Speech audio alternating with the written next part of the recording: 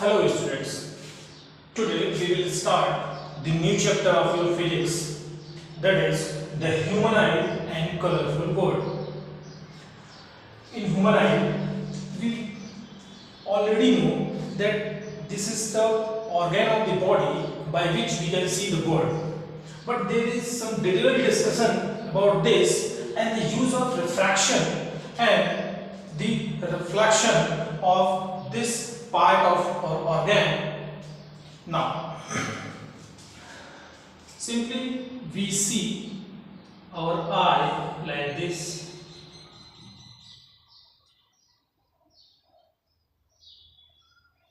This is the front view of our eye.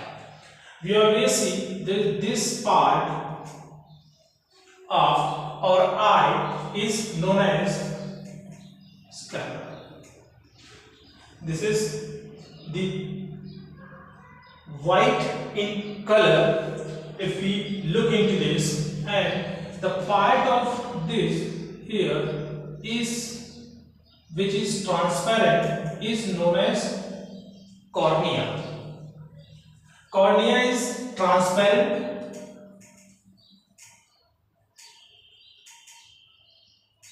Cornea is transparent and it is a white. It is a bulge-like structure. Here you can see this is cornea. It is bulge-like structure. The refractive index of this is 1.376. We have discussed in the previous chapter about the refractive index. So the refractive index of this cornea is 1.376. It is bulge-like structure before the eyelids. This sclera is meant for protecting the eye.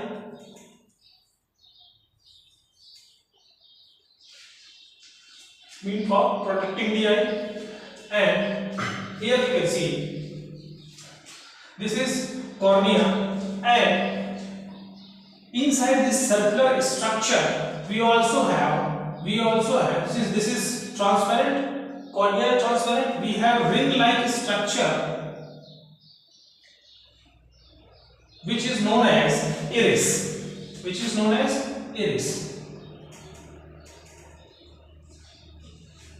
The ring-like structure is known as iris, and iris here controls the amount of light. Iris controls the amount of light entering into the eye. We adjust that what amount of light will be entered into the eye by relaxing and contracting through the ciliary muscles.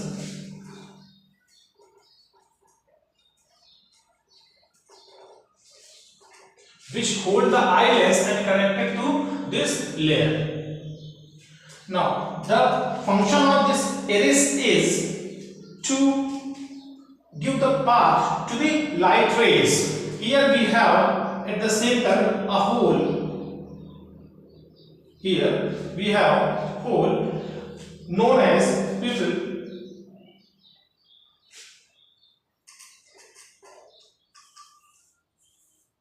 It is black in color. In the front view you can see this is black in color because it do not reflect any amount of light. The light which enters this pupil actually just observe all the light, means it gives the path to the light so that it can strike to the eyelids. Now we have this eyelids which is hold with this ciliary muscles. Ciliary muscles is in contact with this lens, relaxes and contracts, which is responsible for thickness of the lens. Then what amount of light will be entered through this lens is controlled by this iris by adjusting and entering the light through the pupil, and ciliary muscles contracts and relaxes and make this lens thicker and thinner. It means that this lens is flexible. This lens is flexible and transparent. And it can adjust the focal length. It can adjust the focal length of the eyelids. Here we have a fluid-like substance which is known as aqueous humor.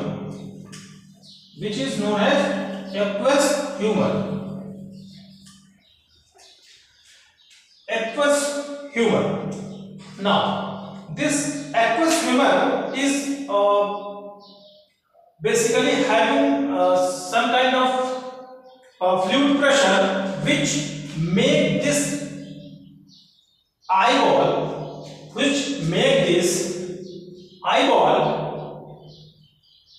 in a definite shape. So in short we can say aqueous humor is having certain kind of fluid pressure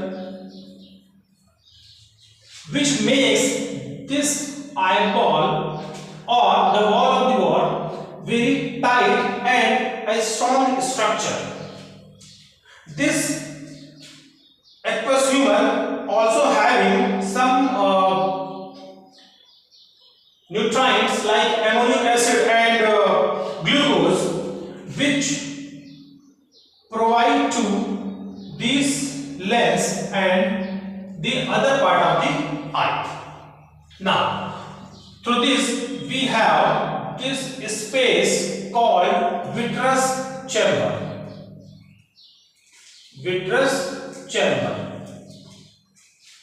This is known as vitreous chamber, and it has this vitreous chamber is having vitreous humor.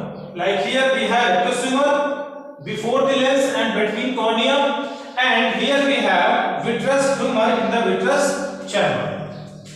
It also helps to protect the walls of the eyeball and help the eye in refracting the ray of light. This large screen is known as retina. Where image is formed. Suppose the rays of light are coming from here, and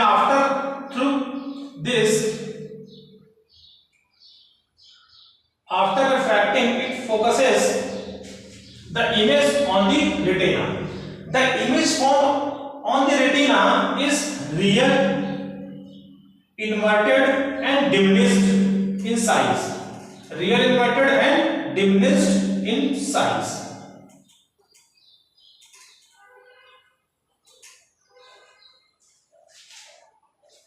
Since this image is inverted, so we have real and inverted image, then we just could have seen this bird upside down, but it is not happening. It is not happening because through this optic nerve, the message gone through the brain, and it helps the inverted image to perceive the upside image, means upright image. We get this upright image with the help of brain, because brain perceives this real and inverted image as real and upright image, and this kind of activity done by brain with the help of optic nerve which is attached to this retina to the brain.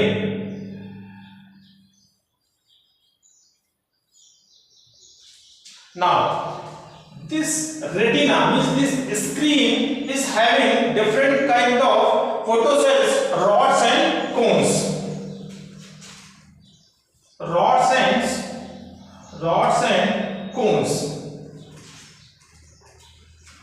So we will discuss this separately.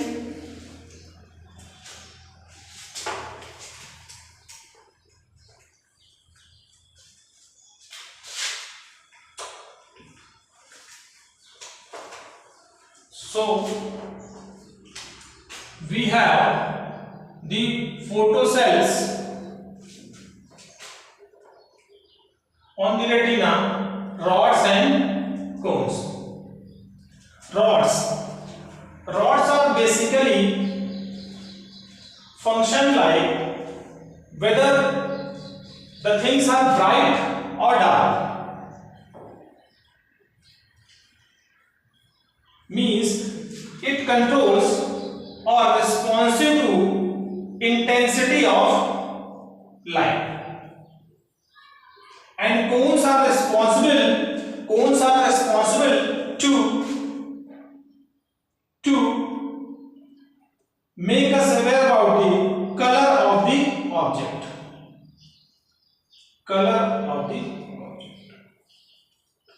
Means if we have a very less amount of or less intensity of light, then we cannot know about the color of the object if anyone is holding. Like we have very less amount of light in the evening. If we enter into the room without having light, then if we are holding some object of any color, we cannot know if we are having less amount intensity of light. So we can only see that we are holding something. But when the intensity of light is higher, and through the help of this cone cells, we will be able to know that what color of the object is. Now, so through this we come to know about the rods and cones also. Now, we have discussed here that in the eye,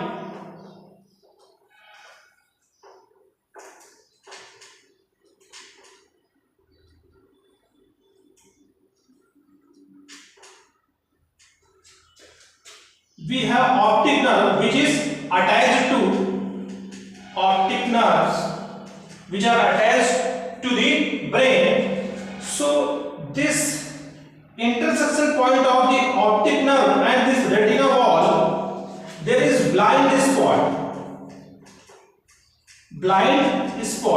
because here no image is formed. If light are after refracting meet into this point, there will be no image formed in this retinal wall. So since it is not able to form the image, any kind of image, this particular portion of the retinal wall is known as blind spot because there is no formation of the image. So through this we have to find out the overall view of the human eye, which is required to understand the function of the lens.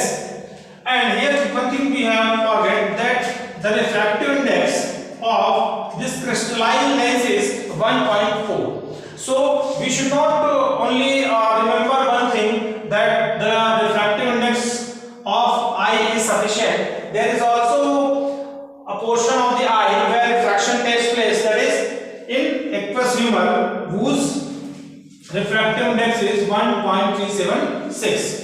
There is also a small amount of refraction take place in the vitreous humor also, but we can ignore it. So this is the overview of the human eye. We have discussed the human eye structure, a little bit of the function. In detailed way, we will discuss the function of the eye in a different lecture. So thank you so much. We will see in the next lecture about the function of the eye, and later on we will discuss the colorful world. Thank you.